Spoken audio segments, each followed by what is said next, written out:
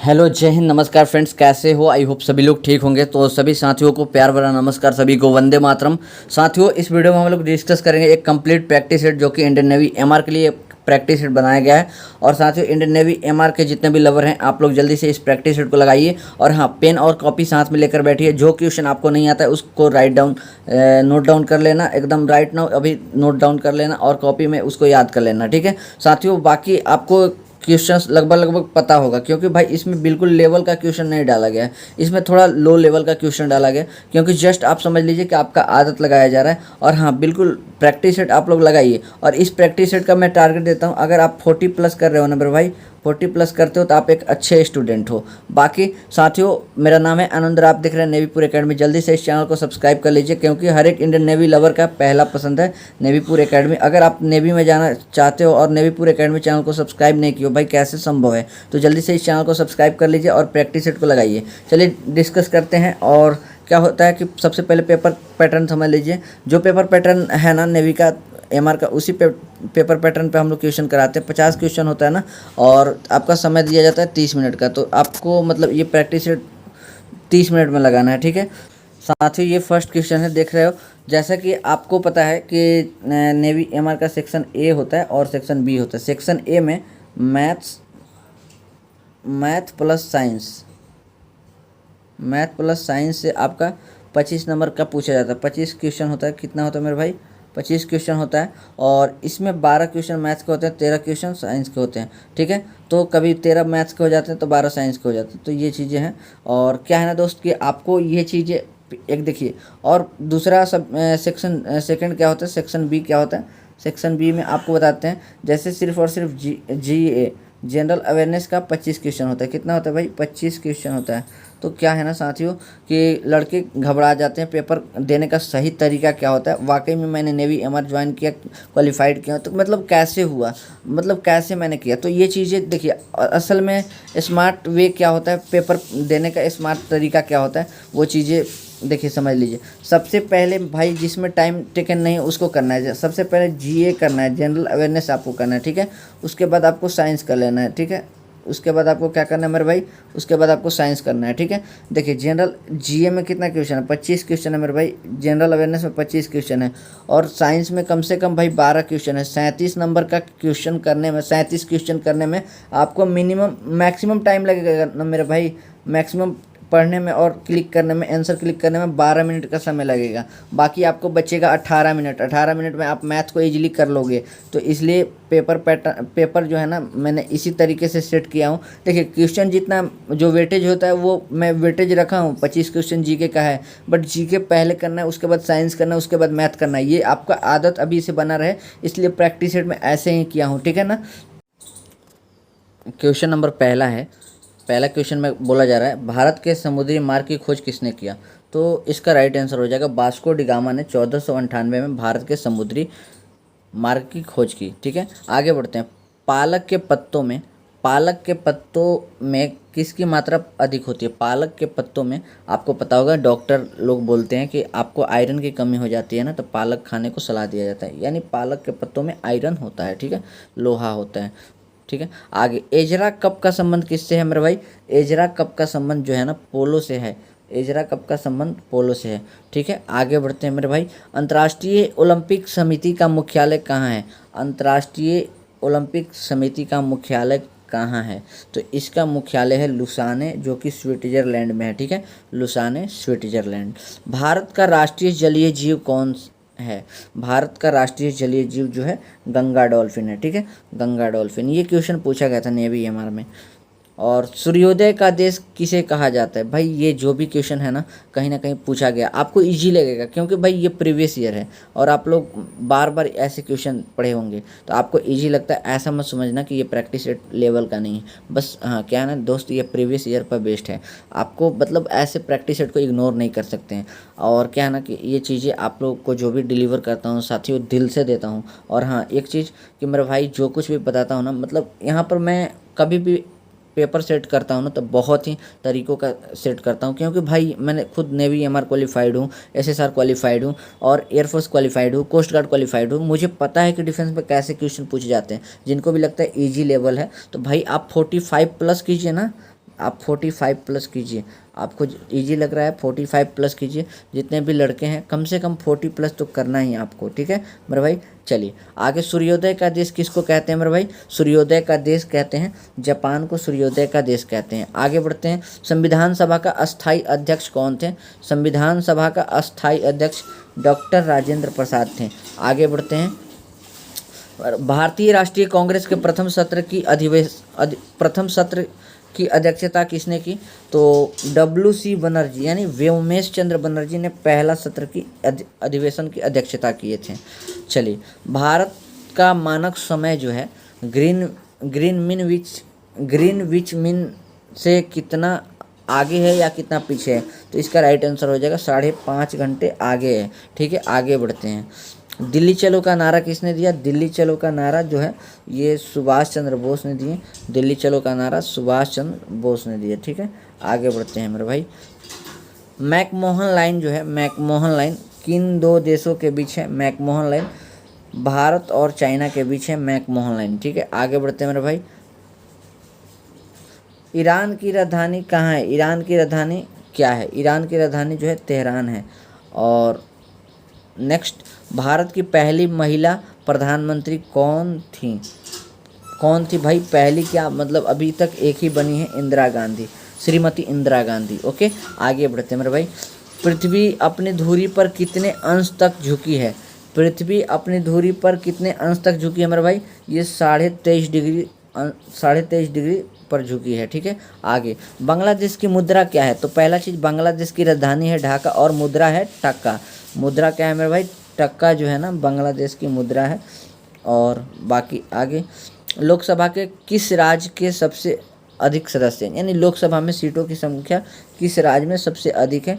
तो उत्तर प्रदेश में सबसे अधिक सीट है लोकसभा की, ठीक है। आगे बढ़ते हैं, भारत के मुख्य न्यायाधीश की नियुक्ति कौन करता है? तो ये राष्ट्रपति करते हैं, ठीक है। राष्ट्रपति करते हैं, मुख्य न्यायाधीश की नियुक्ति राष्ट्रपति करते हैं। और नेक्स्ट, विश्व पर्यावरण दिवस कब मनाया जाता है? तो 5 जून को विश्व पर्यावरण दिवस मनाया जाता है, 5 जून को, ठीक है। आगे बढ़ते हैं, और 21 जून को क्या मनाया जाता है? योगा दिवस, याद रखना। ब्राज़ील किस पदार्थ का सबसे बड़ा निर्यात करता है? ब्राज़ील जो है ना किस पदार्थ का सबसे बड़ा निर्यातक है? तो ये ब्राज़ील में सबसे ज़्यादा कॉफ़ी होता है, ठीक है, याद रखना। नेक्स्ट, पंचशील समझौता किन दो देशों के बीच हुआ था? पंचशील समझौता भारत और चाइना के बीच में हुआ था पंचशील समझौता, ठीक है। और शिमला समझौता कब हुआ था? शिमला समझौता भारत और पाकिस्तान के बीच में हुआ था 1972 में हुआ था। क्या हुआ था मेरे भाई? शिमला समझौता, याद रखिएगा, शिमला समझौता। ये क्या है ना कि ये सब लेवल के क्वेश्चन तो नहीं है, बट क्या है ना कि ये सभी क्वेश्चन बार बार पूछते हैं, रिपीटेड क्वेश्चन है। आगे, प्रतिवर्ष विश्व उपभोक्ता अधिकार दिवस कब मनाया जाता है? कंज्यूमर राइट्स डे, 15 मार्च को कंज्यूमर राइट्स डे मनाया जाता है। नेक्स्ट, अर्थशास्त्र के रचयिता कौन है? तो अर्थशास्त्र के रचयिता जो है ना, अर्थशास्त्र के रचयिता हैं चाणक्य, कौटिल्य या विष्णुगुप्त बोलते हैं, ठीक है इनको। और अर्थशास्त्र जो है ना, ये इकोनॉमिक्स नहीं है मेरे भाई, ये एक बुक है, ये एक पुस्तक है जो कि किससे रिलेटेड है? ये पॉलिटिक्स से रिलेटेड है, पॉलिटिक्स से रिलेटेड, ठीक है, राजनीतिक से रिलेटेड है, आप लोग ध्यान रखना, ठीक है। पूछा जाता है अर्थशास्त्र जो पुस्तक है ये किससे संबंधित है? तो ये राजनीतिक से संबंधित है। और अर्थशास्त्र के लेखक कौन है? चाणक्य, कौटिल्य या विष्णुगुप्त। आगे, Nightingale of India, Nightingale of India के नाम से जाने जाते हैं सरोजिनी नायडू, ठीक है। और पहली महिला राज्यपाल हैं, ये क्या है? फर्स्ट वोमेन गवर्नर, ठीक है ना, फर्स्ट वोमेन गवर्नर हैं, ठीक है ना, पहली महिला राज्यपाल हैं जो कि उत्तर प्रदेश की थी। वह प्रथम राष्ट्रीय पार्क कौन सा है जिसे भारत में स्थापित किया गया था? ये जिम कॉर्बेट नेशनल पार्क है। तो आपको यहाँ पर ऑप्शन दिया गया कॉर्बेट नेशनल पार्क, ठीक है। आगे बढ़ते हैं, मेरा ये जीए का लास्ट क्वेश्चन है, जनरल अवेयरनेस का लास्ट क्वेश्चन है, 25 क्वेश्चन कंप्लीट होगा इस क्वेश्चन के बाद। रॉलेट एक्ट किस सन में लागू हुआ था? तो 1919 में रॉलेट एक्ट लागू हुआ था। बाकी ये प्रैक्टिस सेट कैसा लग रहा है कमेंट में ज़रूर बताना।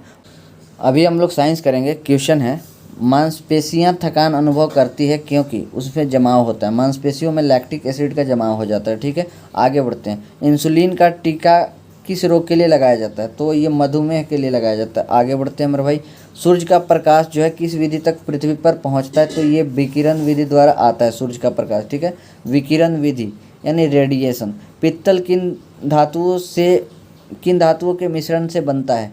तो तांबा और जस्ता से मिलकर पित्तल बनता है। तांबा और जस्ता, Cu कॉपर प्लस Zn, ठीक है ना, मिलकर आपका ब्रास बनता है। क्या बनता है? ब्रास, पित्तल। ठीक है, ध्यान रखिएगा। आगे बढ़ते हैं। सबसे कठोर पदार्थ कौन सा है? तो सबसे कठोर पदार्थ जो है पृथ्वी पर हीरा है। बाकी आगे, रेडियो एक्टिविटी की खोज किसने किया? तो ये हेनरी बैकुरल ने रेडियो एक्टिविटी की खोज किया। आगे बढ़ते हैं। विद्युत शक्ति का मात्रक, तो विद्युत शक्ति का मात्रक जो है वाट होता है, और एम्पियर विद्युत धारा का मात्रक होता है। ठीक है, और आवेश का क्या होता है? कूलम्ब होता है आवेश का। और ठीक है, इतना समझ रहे हैं, आवेश का कूलम्ब होता है।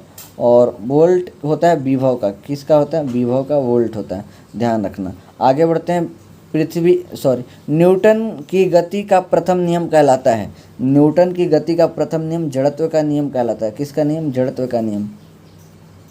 बिना उपग्रह वाले ग्रह हैं, कौन सा ऐसा ग्रह है जिसके पास कोई उपग्रह ही नहीं है? तो ये है बुध और शुक्र के पास कोई उपग्रह नहीं है। और सबसे ज़्यादा उपग्रह किसके पास है? सबसे ज़्यादा उपग्रह शनि ग्रह के पास है। सबसे ज़्यादा उपग्रह जो है शनि ग्रह के पास है।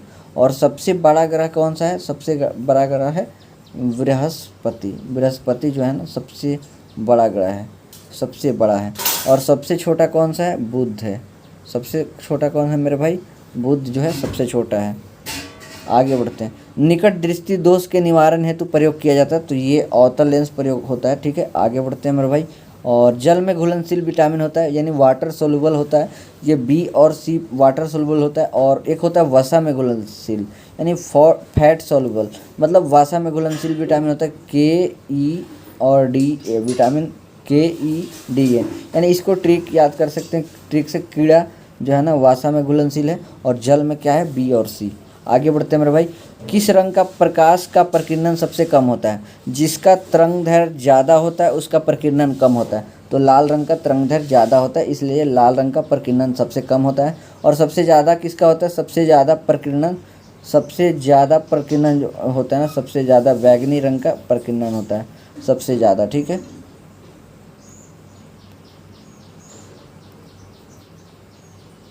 आगे बढ़ते हैं। वायु का बुलबुला जल में व्यवहार करेगा, तो वायु का जो बुलबुला जो है ना ये जल में व्यवहार करेगा, अवतल लेंस की भांति जल में व्यवहार करेगा। दोस्त अभी हम लोग मैथ्स के कुछ क्वेश्चन देखेंगे जो कि नेवी एमआर के लेवल पर ये क्वेश्चन है, और थोड़ा सा हाई लेवल का ही होगा, लो नहीं हो सकता। लेवल जो ठीक जो मैथ्स का क्वेश्चन डाला गया ना नेवी एमआर का लेवल के एकदम ठीक इक्विवेलेंट समझ सकते हो। मतलब जैसा पेपर में पूछा जाता है ना वैसा ही है। तो राम अपनी आय का 40% भोजन पर खर्च कर देता है। ये क्वेश्चन में कहा जा रहा है राम अपने आय का जितना कमाता है 40% वो खा जाता है, यानी भोजन पर खर्च कर देता है। और जितना बचता है उसका 50%, जितना बचा उसका आधा पैसा मतलब वो शिक्षा में लगा दिया। फिर जितना बचा उसका 10% और भी काम कर लेता है, और फिर लास्ट में इतना रुपये बचाता है। तो इस तरीके का क्वेश्चन को कैसे करेंगे? और लास्ट में पूछा जा रहा है कि राम की टोटल आय, मतलब देखिए क्या है ना कि दोस्त यहाँ पर करने का सिंपल तरीका, 40% जो है भोजन पर खर्च करते तो बचा कितना परसेंट? 60% बच गया। ठीक है, ध्यान से देखिएगा, 60% बच गया। चलिए आगे। और शेष का यहाँ पर ध्यान दीजिएगा, शेष का 50%, तो यहाँ पर 60 का 50% निकालना है। तो 60 का 50% कितना बचेगा भाई? 30% बचेगा, क्योंकि 50% वो खर्च कर देता है शिक्षा पर और बचा 50%, तो 30% बच जाएगा इसका। और बोल रहा है कि शेष का 10%, 30% शेष है, इसका 10% अन्य काम में लगा देगा, तो 3 खत्म हो जाएगा, 27% बचेगा फिर। तो 27% का वैल्यू कितना है? 7290। ये तो 1% का वैल्यू कितना हो जाएगा? 270 हो जाएगा 1% की वैल्यू। कैसे होगा? यहाँ पर काट दो, 9 तिये 27, 9 8 72, 9 एकम 9, 810, फिर 3 से काटोगे, 3 27 तिया 81, 270। और यहाँ पर ये जो वैल्यू है 1% की वैल्यू है, ठीक है ना मेरे भाई। तो 100% की वैल्यू कोई अपना आय जो है 100% कमाता है। तो ऐसा नहीं कि मतलब आपके महीने का सैलरी है, आप डिफेंस में जब जाओगे महीने का सैलरी आपका 40,000 है, ऐसा नहीं कि आप 10,000 लोगे। तो कोई भी अपना सैलरी लेता है 100%, तो 100% इसका कितना हो जाएगा, 27,000 होगा। चलिए आगे देखिए, ए अनुपात बी दिया गया है, बी अनुपात सी दिया हुआ है, और ए बी सी का अनुपात निकालना। सिंपल इस तरीके को कैसे करते हैं, ए बी सी पहले लिख लेते हैं और सामने सामने लिख देते हैं। ए का 6 वैल्यू है, बी का 7 है, और फिर बी का कितना है, बी का 7 है, तो फिर 7 नीचे लिखते हैं, 7 नीचे लिख देंगे। और इसका कितना है, 9 है, सी का कितना है, 9 है। तो एक चीज़ यहाँ पर देखिए, जब बी बराबर हो ना तो आप डायरेक्ट 6 7 9 लिख दोगे, ठीक है। बी बराबर डायरेक्ट 6 7 9 लिख दोगे।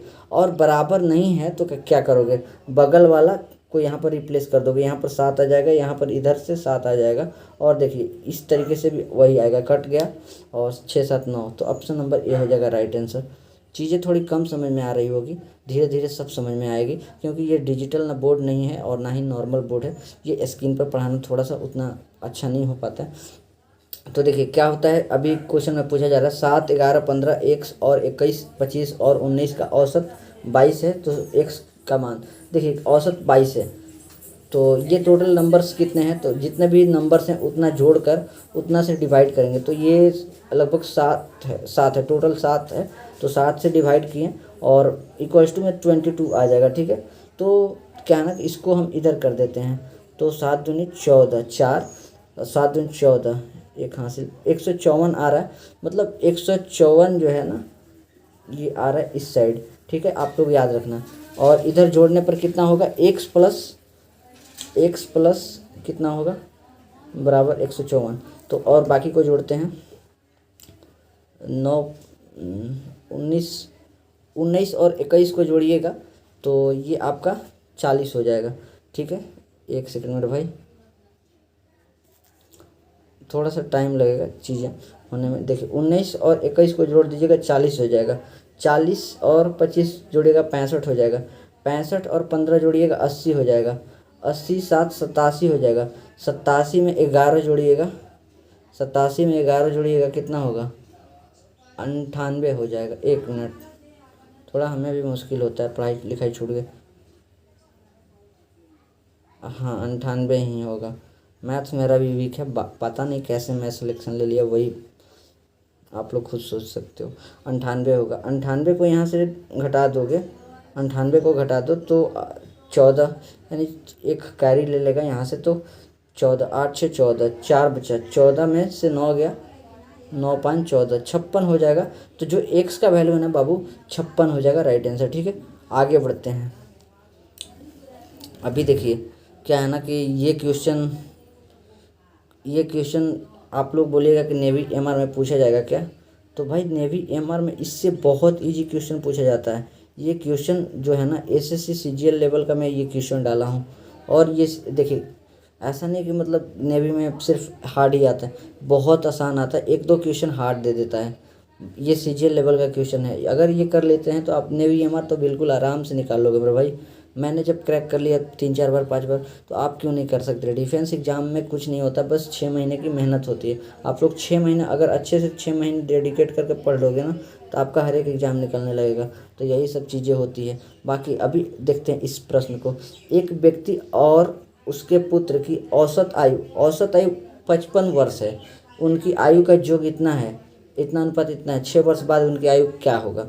तो देखिए औसत आयु मतलब सपोज कीजिए कि x plus y by 2 equals to कितना हो जाएगा, मान लीजिए x y का जो एज है उसका औसत मतलब 2 से भाग कीजिएगा तो ये 55 आ रहा है। तो दोनों का जोड़ कितना होगा, 110। x प्लस वाई का वैल्यू कितना होगा, x प्लस वाई, मतलब व्यक्ति और उसके पुत्र की जो टोटल आयु कितनी हो जाएगी, 110 हो जाएगी, वह भी वर्तमान में। और इसका रेशियो कितना दे रहा है, तो 7:4, मतलब 11 रेशियो की वैल्यू 110, यानी 10 से गुना हो रहा है, 10 से मल्टीप्लाई हो रहा है, 10 टाइम्स, ठीक है, ध्यान रखिएगा। तो यहाँ पर अनुपात 70 हो जाएगा। देखिए 10 से, तो 6 वर्ष बाद उनकी आयु का अनुपात क्या होगा।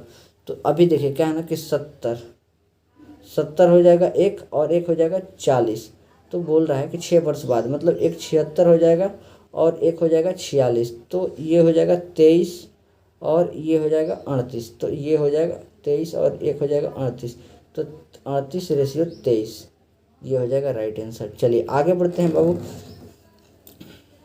इसका महत्तम समापवर्तक निकालना है, ठीक है ना।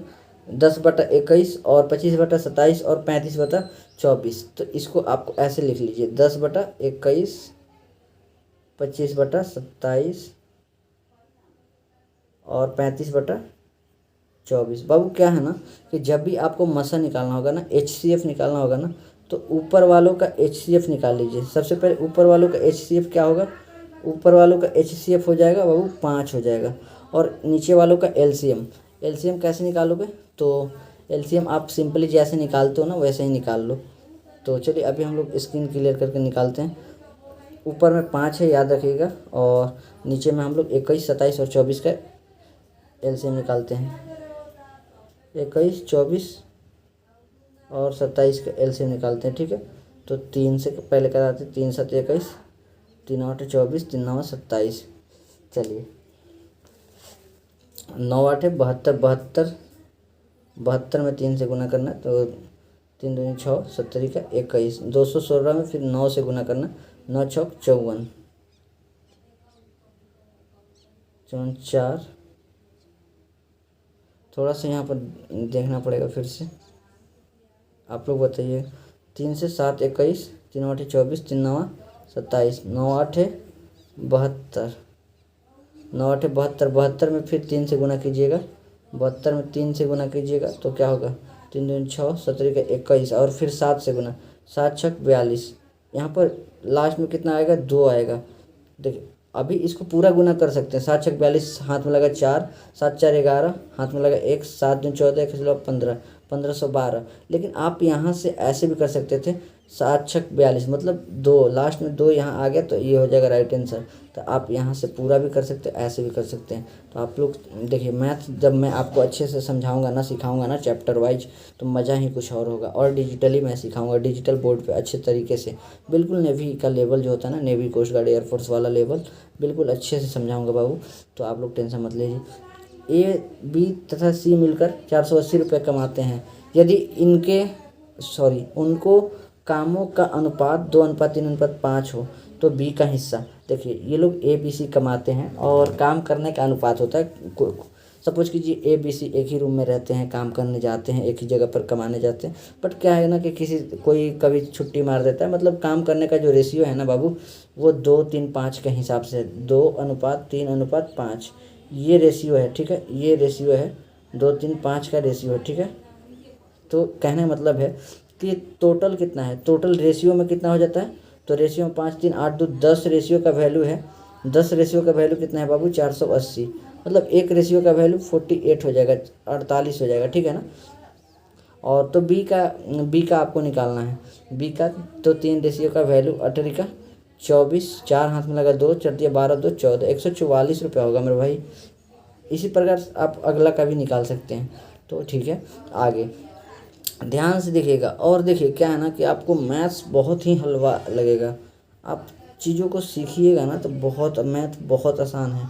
यहाँ तक मैं जब पढ़ता था ना, ये नेवी का तैयारी करता, लाइक नेवी मैंने, मतलब मुझे नहीं लगता था कि मैं नेवी MR क्रैक करूँगा, और मैं 2 बार नेवी MR क्रैक किया हूँ भाई, 2 बार, मतलब एक भी बार नेवी का एग्ज़ाम फेल नहीं हुआ। और देखिए 2 बार SSR भी क्रैक किया हूँ। तो आप लोग ज़रूर कर सकते हो भाई, आप लोग तो इतना मतलब मेहनत कर रहे हो। देखिए क्या है ना कि हम तो यूट्यूब पे इतना हेल्प कर रहे हैं आप लोग को, हमारे जैसे शायद ही कोई क्रिएटर था ना जो नेवी के बारे में मुझे हेल्प किया हो। तो मैं ऑफलाइन पटना में ही रहकर तैयारी किया था उस टाइम। तो यही चीज़ें हैं। तो मैं सोच रहा हूँ कि आप सभी के लिए बेस्ट टू बेस्ट कंटेंट देने का। देखिए 150 मीटर लंबी गाड़ी है, 90 किलोमीटर प्रति घंटा की चाल से चल रही है, तो गाड़ी को एक पेड़ की पार करने में कितना समय लगेगा।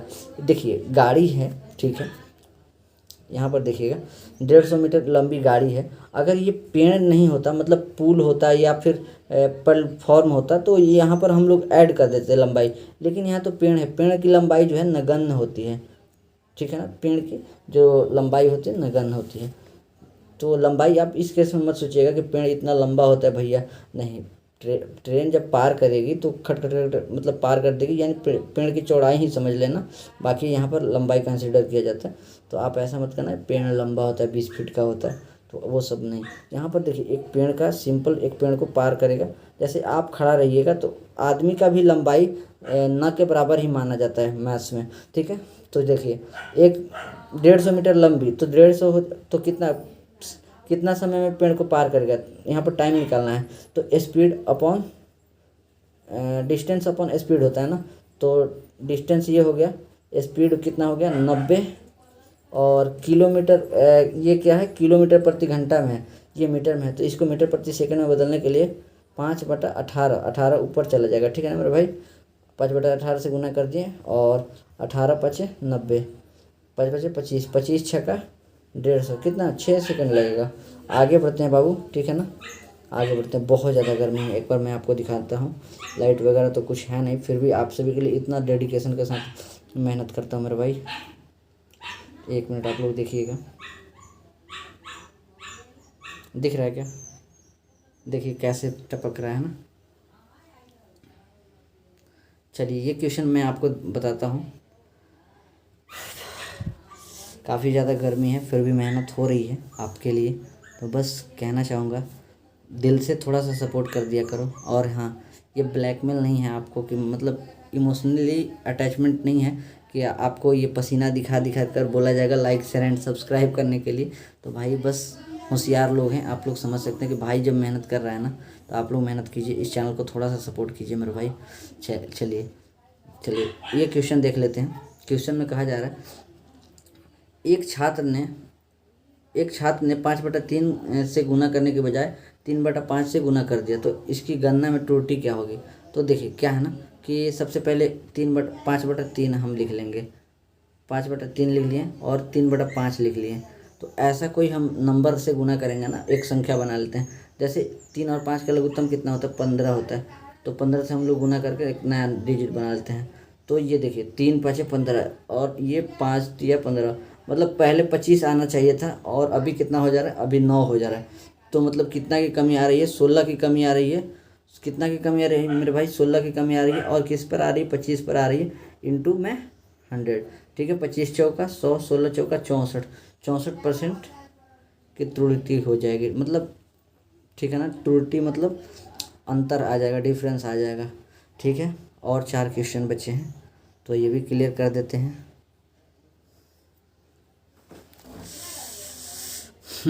थोड़ा सा चलिए आगे बढ़ते हैं मेरे भाई। यदि एक वृत्त की त्रिज्या में 10% की कमी की जाती है, तो वृत्त के क्षेत्रफल में कितना प्रतिशत की कमी होगी। देखिए क्या है ना कि त्रिज्या में कमी की जा रही। सपोज ये वृत्त है, वृत्त इतना बड़ा है, फिर इतना बड़ा कर दिया गया, मतलब त्रिज्या छोटा कर दिया गया, तो इसका एरिया और इसका एरिया में क्या डिफरेंस होगा, यही तो पूछा जा रहा है मेरे भाई। तो इसको कैसे करोगे, चलिए दिखाते हैं। देखिए सबसे पहले πr² होता है वृत्त का क्षेत्रफल का ना, πr²। तो पाई तो सब में रहेगा, पाई को काट देते हैं, पाई को कॉमन रखते हैं, पाई काट देते हैं, तो जो भी होगा r² पर डिपेंड करता है। मान लीजिए पहले चलिए लाइट आ गया, thank you so much, thank God. अभी देखिए क्या है ना, तो पहले देखिए ये बिल्कुल नेवी एमआर का लेवल का क्वेश्चन है, और ऐसे ही क्वेश्चन पूछा जाता है। देखिए पहला केस में आपका रेडियस, जब सपोज कि आपका रेडियस देखिए 10% की कमी होती है, तो 1/10 है ना, तो सपोज कि पहले आपका रेडियस 10 था, और जब कमी होती है 10% की, तो ये हो जाएगा 9। तो 9 का एरिया निकालिएगा, तो इस केस में आपका 100 निकलेगा, और इस केस में 81। तो यहाँ पर 19% की कमी हो रही है, कितना परसेंट की कमी हो रही है, 19% की कमी हो जाएगी, ठीक है ना मेरे भाई। कैसा लग रहा है ये बताइएगा आप लोग। बहुत ज़्यादा मेहनत होती है दोस्त आपके लिए। बस क्या है ना, जो बच्चे कहते हैं ना कि भैया आप सिर्फ ऐसे ही आते यूट्यूब पर बोल कर चले जाते हो, मेरे भाई उन लोगों में और हम लोगों में बहुत ज़्यादा फ़र्क है।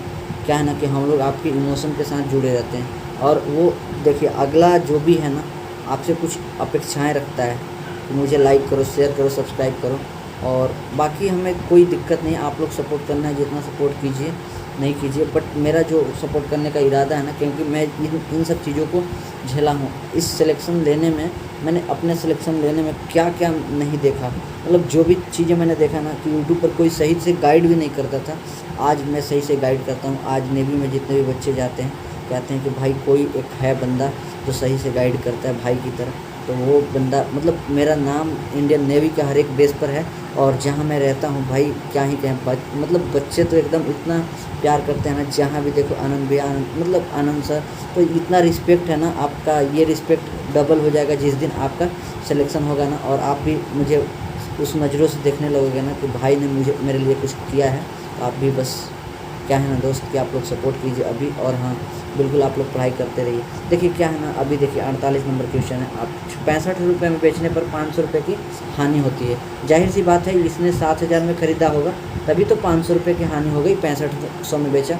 मान लीजिए आपका मोबाइल है, आपने 65 रुपये में बेच दिया, मुझे दे दिया, ठीक है, और आपने मुझे 65 रुपये में दिया, तो आपको 500 रुपये की हानि हो गई। ऑब्वियसली आपने 7,000 में अपना मोबाइल को परचेज किया था, तो कितने रुपए में बेचा जाए कि 1500 की लाभ हो, तो मतलब आपने 1500 के लाभ कमाने के लिए कितने में बेचेंगे, तो 1500 जोड़ दीजिए भाई, 8500 हो जाएगा राइट आंसर, ठीक है ना मेरे भाई।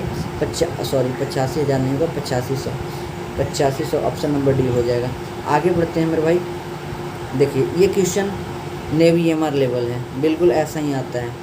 मैंने पेपर बहुत बार नेवी एमआर, यहाँ 2 बार पेपर दिया हूँ नेवी एमआर का, दोनों बार क्रैक किया हूँ, और सिंपल ऐसे ही क्वेश्चन आते हैं। दो संख्याओं का गुणनफल 54 है, महत्तम समापवर्तन 3 है, मतलब product of two numbers equals to क्या होता है, एलसीएम इंटू एचसीएफ होता है, ठीक है ना। ये फार्मूला आपको पता होना चाहिए, बच्चा बच्चा को पता होता है। और हाँ, बच्चा बच्चा ही सिलेक्शन लेता है नेवी एमआर में, आप जैसे लौंडे ही सिलेक्शन लेते हैं 19 साल से 21 साल तक के बीच के। बाकी देखिए यहाँ पर समझिएगा, ए बी का प्रोडक्ट 54 है, और इक्वल्स टू एलसीएम कितना है, एलसीएम आपको निकालना है, ठीक है, एलसीएम निकालना। एचसीएफ कितना है, 3 है, 3 यहाँ गुना में इधर भागा में, तो यहाँ पर 18 या 54, 18 हो जाएगा, एलसीएम जो होगा ना 18 हो जाएगा।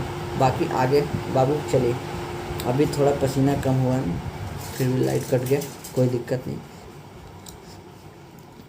राम और श्याम की मासिक आय का अनुपात 5:2 है। देखिए राम और श्याम कमाता है, और राम कमाता है 5, ये अनुपात में सोचिएगा, 5 कमाता है और श्याम 2 कमाता है, और श्याम का इनकम जो है 4,000 है, तो 2 अनुपात की वैल्यू 4,000 है। तो आप लोग यहाँ पर 2 अनुपात की वैल्यू 4,000 है, तो मतलब 1 का वैल्यू कितना हो जाएगा, 2 रेशियो का वैल्यू 4, तो 1 का वैल्यू 2। तो यहाँ पर देखिएगा, तो दोनों का पूछा जा रहा है, 1 का वैल्यू 2,000, आप यहाँ पर 1 का वैल्यू 2,000 कैलकुलेट कर लिए। पूछा जा रहा है कि दोनों की कमाई क्या होगी, ऐसा पूछता है कि राम का क्या होगा, तो 10,000 हो जाएगा। लेकिन अगर पूछा जा रहा है दोनों का, तो 7 रेशियो, तो 7 रेशियो की वैल्यू कितना हो जाएगा, 14,000 हो जाएगा मेरे भाई, 14,000 हो जाएगा। तो राइट आंसर हो जाएगा ऑप्शन नंबर बी। बाकी साथियों, ये प्रयास मेरा कैसा लगा, और चलिए आशा करता हूँ अच्छा लगा होगा। बाकी क्या ना कि चलिए मिलते हैं नेक्स्ट वीडियो में, और तब तक के लिए जय हिंद। रोज़ ऐसे ही प्रैक्टिस करते रहेंगे, बस साथियों दिल से सपोर्ट कीजिए, और चलिए मिलते हैं नेक्स्ट वीडियो के साथ। तब तक के लिए जय हिंद, वंदे मातरम, love you, take care, God bless you.